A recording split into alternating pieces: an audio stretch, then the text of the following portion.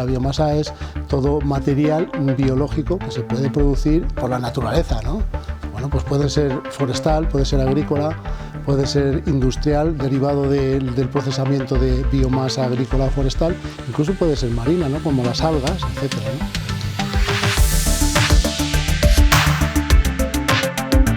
¿Por dónde se empieza con la biomasa? Bueno, pues la biomasa puede ser forestal, puede ser agrícola, puede ser agroindustrial, por ejemplo, los residuos ganaderos, los residuos de empresas que se dedican a alimentación. Pero bueno, la biomasa forestal en concreto, pues puede ser arbórea, puede haber residuos de la corta de madera, pero también puede haber matorral, ¿no? Nosotros trabajamos con matorral para hacer limpieza o desbroce. Muchas veces es con fines a generar pasto para el ganado o para prevención de incendios. En muchos sitios es necesario reducir la carga de matorral para prevenir incendios. Sí, porque pueden facilitar, ¿no? En el momento en el que haya cualquier incendio, eso facilita que se extienda mucho más, ¿no? Por ejemplo, nosotros aquí, como ves, este matorral estaba llegando ya, si le dejamos, llega hasta el borde mismo de los edificios, ¿no? Y eso es un problema, pues bueno, ahora no lo ves porque hace frío, ¿no? Pero cuando llega aquí julio, se declara un incendio, estamos temblando porque tenemos ahí los depósitos, tenemos edificios. Nosotros hemos desarrollado estos años métodos de recolección con máquinas que permiten o triturar el matorral y meterlo en contenedores o hacer pacas de forma que luego se recogen y se llevan al proceso que sea. En este caso, este matorral se recoge con una máquina, ahora la veremos, que es una desbrozadora empacadora. Lo que hace es cortar el matorral y luego empacarlo en una misma operación. Luego deja las pacas en el campo que se irán recogiendo, ¿no? Tenéis en campo la recogida, por ejemplo, de matorral, es con este tipo de máquina, por poner un ejemplo.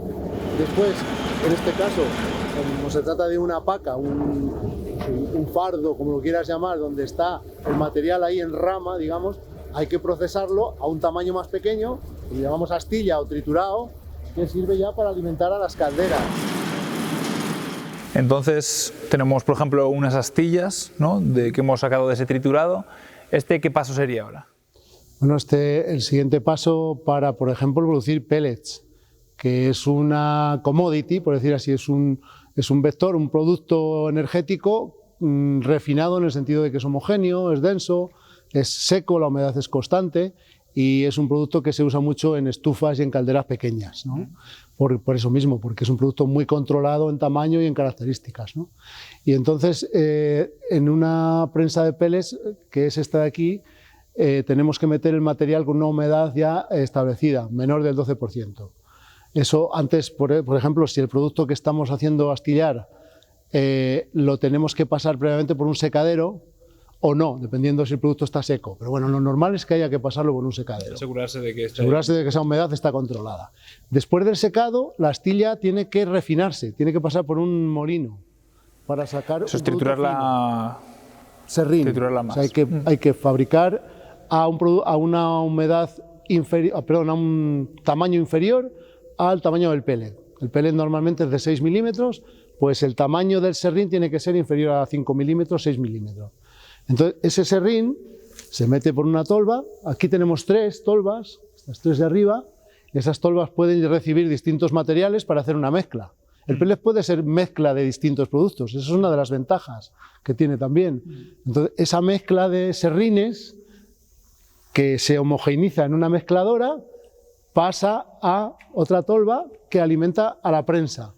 La prensa, pues, es un equipo que tiene unas matrices, en este caso planas, la matriz plana, con agujeros y encima hay unos rodillos que son los que hacen pasar el serrín a través de la matriz. Churritos, por así decirlo. Genera unos churritos que se van cortando por debajo y van generando los pellets. Después de prensar, bueno, sale por aquí, por esta cinta, y estos pellets ya están cortados y están fríos, pero cuando sale de la prensa están calientes, salen como a 90 grados, entre 80 y 90 grados. Hay que enfriarlos para que se frague la lignina, que es la que ha generado un poco El pegamento. pellet, sí. Esto no lleva ningún aditivo. La composición de la biomasa lignocelulósica está por celulosa, hemicelulosa y lignina, y la lignina es un material termoplástico, es decir, se reblandece cuando se calienta y hay que enfriarla para que fragüe y se quede duro. Entonces, es la parte natural que hace que se aglutine. ¿no? Se aglutine. Es importante que cuando queremos producir un pellet de calidad, pase de la máquina de pelletizar a una enfriadora. La enfriadora es ese equipo de ahí, es un contenedor por el que pasa aire a través de los pellets, aire ambiente, y los va enfriando. Y poco más, después del enfriador suele haber una criba, que es lo que hay ahí, que lo que permite es que los finos que se hayan generado, el material pequeño, el polvo que se ha generado en el proceso, poderlo retirar y poderlo recircular otra vez al proceso, de forma que en la tolva ya donde se va a ensacar el producto tengas un producto de calidad, sin material fino, sin polvo, sin migajas, por decirlo así, que es lo que se ensaca y después tendría calidad para poder meter en calderas, ¿no? Ese es un poco el proceso de pretización. De esta manera queda completamente usable a nivel personal, ¿no? A nivel casero. Vamos a decir. Sí, después hay unos requisitos de calidad que están establecidos en normas ISO, y lo que se está haciendo es, a través de un sello, por ejemplo, en Plus, que es un sello voluntario, que las empresas se pueden acoger a él, mediante ese sello puedes certificar tu calidad, a través de una serie de auditorías que tenga unas características establecidas en la norma ISO, puedes recibir ese sello de calidad, lo cual te da una garantía en el mercado. Hablando de pellet, creo que es una forma de calentar las casas cada vez más común en España, por ejemplo. ¿Sabes cómo están los niveles de crecimiento y en qué dirección vamos? En España estaremos ya en fabricación al nivel de casi 1 millón de toneladas al año.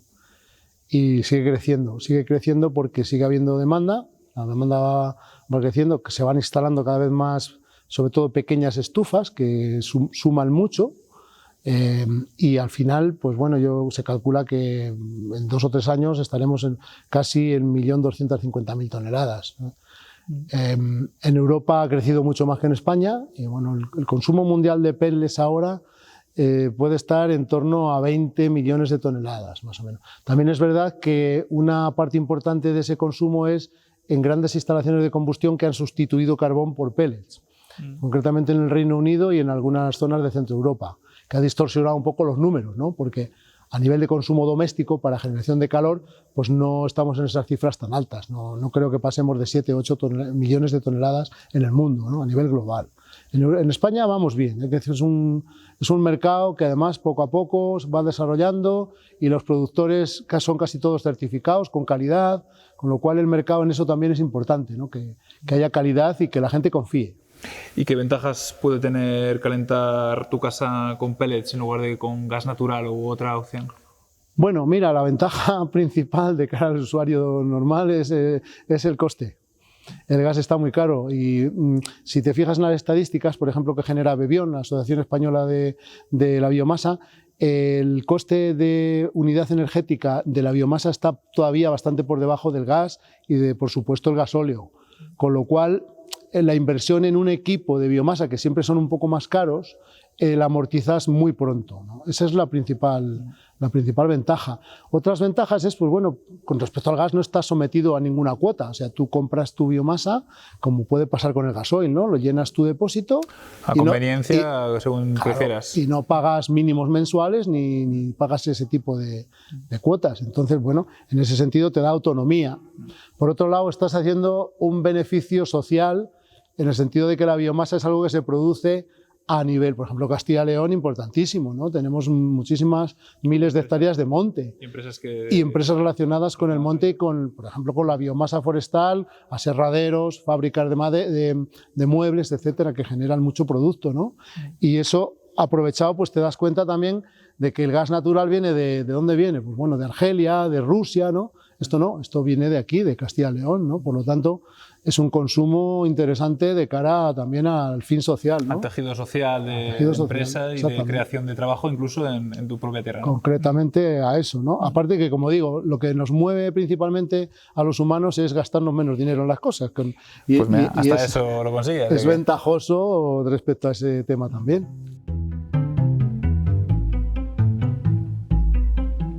Hola Luis, me has traído ahora un invernadero de los que tenéis aquí en el CEDER.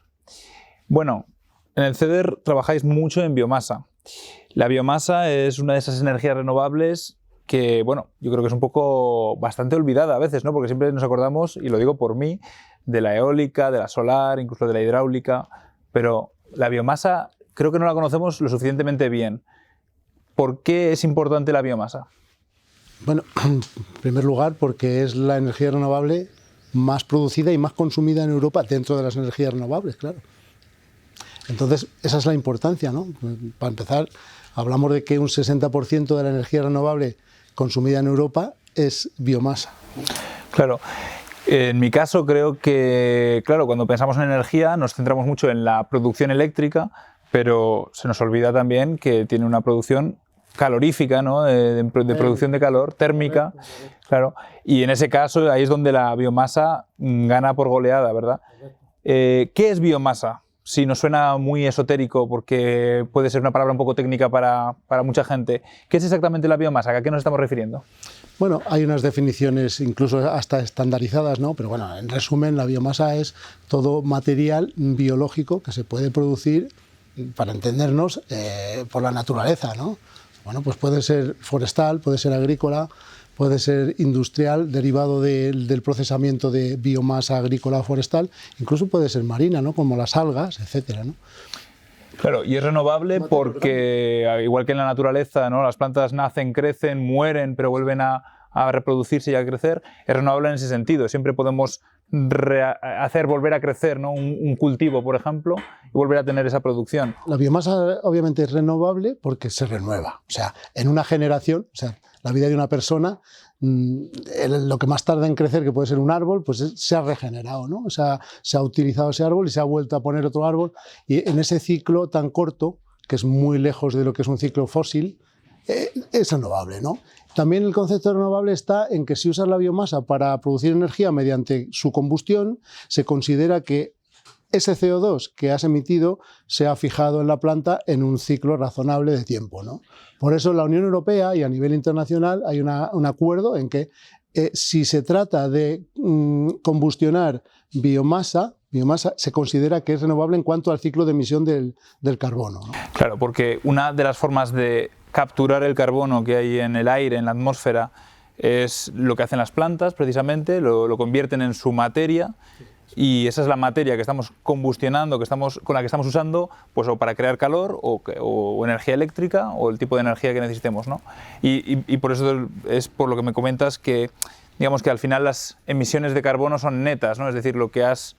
No hay emisión neta porque lo que has emitido por la chimenea al quemar la biomasa se está fijando en las plantas que vas a quemar mañana, digamos, ¿no? Es una cuestión que incluso tiene algo de debate, pero no hay mucho debate en este tema, porque realmente en el ciclo que podemos considerar renovable, que es un ciclo corto, la biomasa consigue ese fin, ¿no? De almacenar el carbono que luego lo emites. Como no lo consigues es quemando combustibles fósiles, que se almacenaron el carbono hace millones de años, ¿no? Y que no vas a conseguir que lo vuelvan a almacenar, ¿no? En esa combustión, ya que me hablas de ese debate que puede haber en torno a esa parte, en esa combustión pueden producirse, digamos, otros materiales que no queramos que vayan a la atmósfera. En ese sentido, ¿qué se puede hacer o qué se hace? Bueno, estás hablando de las emisiones de contaminantes derivados de la combustión, por ejemplo, ¿no? Bueno, en ese caso lo que se hace es lo que se hace siempre con las tecnologías, aminorar lo más posible las emisiones contaminantes. Por ejemplo, partículas, ¿no? La biomasa, una de las cuestiones que acarrea en su combustión es la emisión de partículas finas. Esas partículas finas se evitan con medios de filtración apropiados, ¿no? En una instalación grande pues hay unos filtros, que normalmente son filtros de mangas o filtros electrostáticos, que consiguen recuperar casi todas las partículas que podrían salir por la chimenea. En instalaciones pequeñas se hace utilizando combustibles de calidad. Por ejemplo, los pellets son combustibles estandarizados con mucha calidad, y en calderas también estandarizadas y que tienen su certificación para que tanto el pellet que usas o la biomasa de calidad dentro de esas calderas genere unas emisiones muy bajas, ¿no? Y en eso es lo que se lleva trabajando muchos años a nivel de investigación. Nosotros hemos participado en muchos proyectos para conseguir conseguir reducir las emisiones de la biomasa a los valores máximos que se establecen en las normativas. La biomasa, así como, digamos, por ejemplo, la eólica, ¿no? Hablamos del viento y enseguida entendemos, pues es viento, de dónde viene y cómo se produce. Pero la biomasa, claro, puede tener muchas fuentes, muchos tipos de plantas y muchos tipos de sitios de donde podemos sacarlas. ¿Nos podrías contar los más importantes? Sí, bueno, pues mira, lo más importante en la producción de biomasa es la biomasa forestal, hoy por hoy, ¿no? Estamos hablando de la madera, ¿no? Residuos de madera o residuos de las industrias derivadas de la madera. Pero también en potencial futuro, la más importante es la biomasa agrícola, toda la derivada de los restos de aprovechamiento de la biomasa en el campo. Por ejemplo, la poda de los olivos, por ejemplo, la paja de cereal, por ejemplo, residuos que se generan en las cosechas de algunos tipos de, bueno, pues viña, todo sí, lo que son... Normalmente producciones de alimentos, ¿no? De cultivos. También, eso sería biomasa industrial. Cuando tú pasas, por ejemplo, la aceituna a las almazaras, pues ahí se genera un residuo que se considera también biomasa, que es agroindustrial, y ese residuo después se puede procesar para producir biomasa. Por ejemplo, el hueso de aceituna es un combustible de mucha calidad que, una vez limpiado el residuo de procesar la aceituna y secado, se obtiene pepitas pequeñas, que son los huesos de aceituna, que se están usando mucho en calderas y tienen bastante calidad. Y tenemos esas diferentes fuentes, sobre todo la forestal, como me comentabas. La biomasa la podemos usar para quemar, para generar el calor directamente o para generar electricidad. Me has hablado antes de encender las cámaras, me estabas hablando de las redes de calor. ¿Qué sería este concepto? ¿Cómo funcionaría? Bueno, pues la red de calor es una distribución de calor de distrito.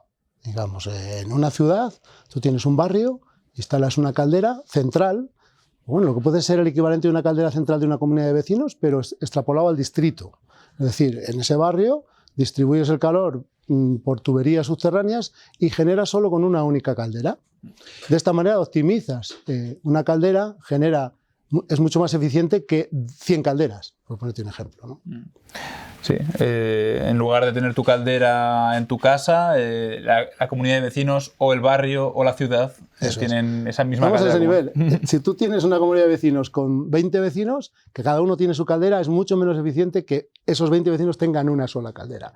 Si tienes una red de calor con 1000 vecinos, es más eficiente que 200 redes de calor con X vecinos, ¿no?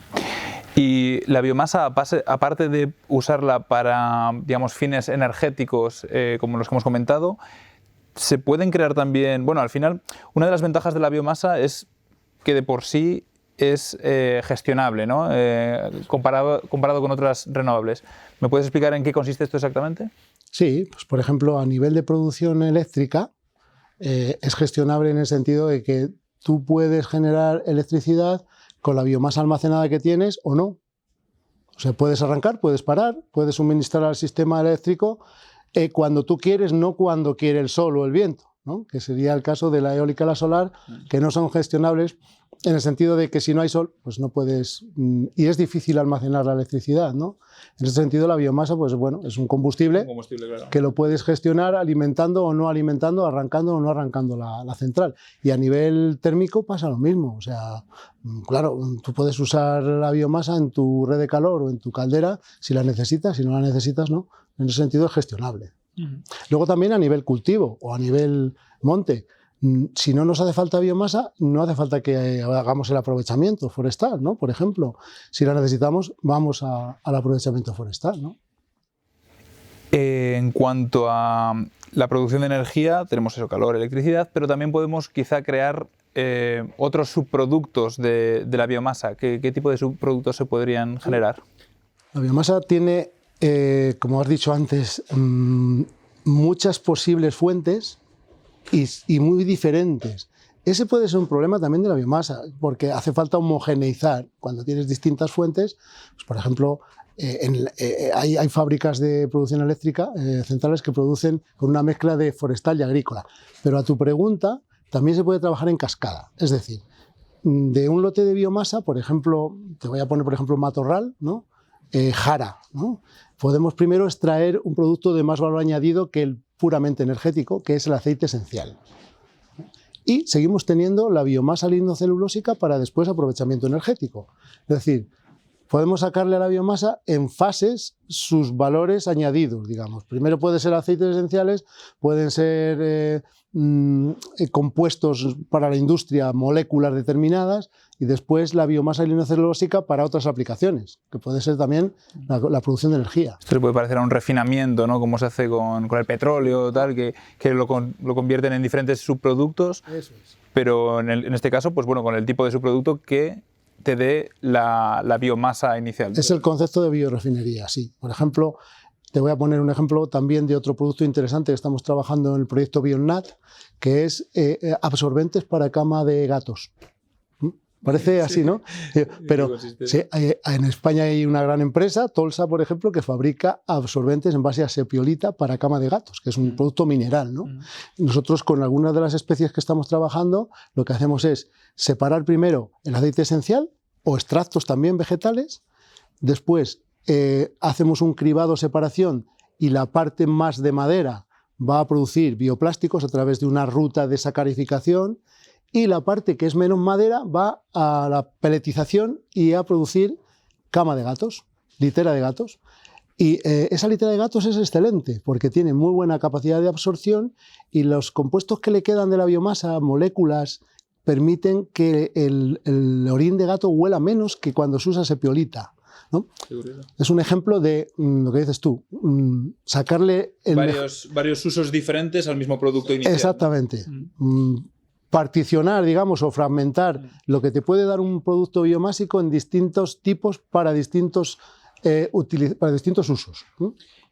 ¿Qué grandes beneficios hemos hablado, bueno, sobre todo de la parte de gestionarlo, ¿no? Pero aparte, para un territorio como es Castilla y León, donde estamos ahora mismo, ¿qué grandes beneficios puede tener el uso de la biomasa? Pues el primero de todos es generar economía en el medio rural, porque la biomasa, una de las cuestiones importantes que tiene es que se produce a nivel global en Castilla y León, en agricultura, en forestal, en la industria relacionada. Se produce distribuida por todo el territorio, no hay que irse a puntos localizados, definidos, ¿no? Que se produce en todo el territorio, y se pueden hacer instalaciones de generación de energía en todo el territorio, de generación de energía o de biorefinería, ¿no? Que también es importante, ¿no? Entonces tiene muchas ventajas a nivel social, porque generación de empleo, también no solo a través de grandes fábricas, no pensemos en grandes industrias, sino que pequeñas redes de calor pues generan un puesto de trabajo, o pequeñas instalaciones de obtención de aceites esenciales generan unos pocos puestos de trabajo, ¿no? Igual que las aromáticas cultivadas, ¿no? Que te generan pues bueno, pequeñas iniciativas que luego pues dan otra serie de ventajas, ¿no? Al territorio. Y también podría ayudar a limpiar los bosques, ¿no? Que es una de las cuestiones también importantes cuando nos enfrentamos a incendios, ¿verdad? Muy importante, sí, porque a nivel forestal, el hacer una gestión forestal que implique limpieza o recogida de residuos, tratamiento del monte que redunde en producción de biomasa, son dos ventajas. Una, que reduces mucho el riesgo de incendio, y a la vez estás generando un producto endógeno para alimentación de industrias, ¿no? Entonces, es una ventaja importantísima. Más gestión forestal, es así. Cada vez es más común tener una pequeña caldera de pellet en muchas casas, y en ese sentido la industria de la creación de pellets pues bueno, se ha potenciado. Me comentabas antes cómo aquí habíais ayudado en su implantación, en la innovación de la creación de pellets hace unos años, y ahora bueno, ya existe una industria en ese sentido, pero vosotros aquí seguís investigando en el CEDER. ¿En qué campos y en qué líneas estáis ahora mismo implicados? Bien, bueno, pues sí, el pellet tuvo su momento en el que se necesitó bastante investigación para producir pellets de calidad, para establecer criterios y normas para que las fábricas produzcan con calidad, sellos de calidad, por ejemplo, el sello En Plus. Luego nosotros con Abebion también producimos el sello Biomasud para otros tipos de combustibles mediterráneos. Bueno, eso se ha desarrollado y la verdad que está en el mercado, ¿no? Ahora estamos investigando como te he comentado antes, temas relacionados con el trabajo en cascada, es decir, y la bioeconomía circular. Es Intentar que a la biomasa le aprovechemos el máximo posible antes de llevarla a la caldera, ¿no? Es decir, extraer todos los productos que se nos ocurran, ¿no? Exacto. Todo lo que tenga valor añadido, que se le pueda extraer, por ejemplo, el aceite esencial, como hemos dicho, extractos, y después ya, cuando no haya más remedio, generar un combustible. La combustión final. Eso es. Entonces, bueno, tenemos varios proyectos. Uno se llama BioNat, es un proyecto en el que hemos trabajado junto con Alemania y Rumanía y otra serie de laboratorios de distintos países de Europa en desarrollar distintos bioproductos relacionados con la biomasa de especies que pueden crecer en tierras marginales. Es decir, en Castilla y León hay muchas tierras que producen muy poco rendimiento en la agricultura tradicional de secano, por ejemplo, de cereal, que hoy en día está comprometida en cuanto a rendimiento económico, pues encontrar especies que demanden poco input, o sea, poco abono, nada de herbicidas, y que puedan generar un valor añadido, ¿no? Estamos, por ejemplo, trabajando con aromáticas, especies aromáticas, como la jara, como el romero, que un socio nuestro del proyecto lo ha implantado en Almería, y nosotros aquí en el CEDER estamos implantando juníperos comunes, que es el enebro común, que lo tienes aquí, y lo estamos ahora mismo estaquillando para producir la planta, y también olmo de Siberia, ¿no? Entonces, con estas combinaciones de especies estamos generando distintas clasificaciones de biomasa, más madera, menos madera, más corteza, para producir extractos y para producir también biomasa para energía, ¿no? Y otros usos, por ejemplo, bioplásticos a través de la fermentación de la biomasa lignocelulósica una vez transformada en azúcares, y también, por ejemplo, el biochar, que es un producto que se está poniendo muy de moda, que también se produce de la biomasa, y que es carbonizar la biomasa para dar un producto con una porosidad que permita, por ejemplo, en la agricultura, en los compost, los abonos orgánicos, se le introduce un poco de biochar para que la capacidad de retención de agua del suelo mejore, que es un factor muy importante hoy en día, tener suelos que aumenten su capacidad de retención de agua, porque la verdad es que con las sequías que tenemos, el agua enseguida es necesaria, ¿no? Entonces el biochar tiene esa capacidad de aumentar esa capacidad de retención de agua y de tener también más capacidad de retención de los nutrientes para irselos dosificando a la planta de forma más adecuada, ¿no? Esos son proyectos que estamos desarrollando ahora y también unido a otros proyectos, por ejemplo, de implantación de otra serie de cultivos, como el proyecto Midas, ¿no? Que son cultivos más para la producción de oleaginosas, plantas oleaginosas. Bueno, ¿esos son que dan aceites? Aceites para luego poder producir biocombustibles líquidos, por ponerte un ejemplo, ¿no? Y otra serie de productos. Hemos comentado cómo la biomasa es probablemente la gran desconocida dentro de las energías renovables para el público en general. Entonces, en este sentido, aprovechando que tenemos un experto en biomasa, ¿qué mensaje te gustaría mandar para que llegara, digamos, al gran público, para que conozcan en qué consiste y la importancia de la biomasa? Bueno, pues yo creo que un mensaje importante es el que, como he comentado antes, ¿no? La biomasa es algo que se produce a nivel territorio y además de forma, digamos, como más distribuida, ¿no? O sea, muchos agricultores producen biomasa para el público en general, ¿no?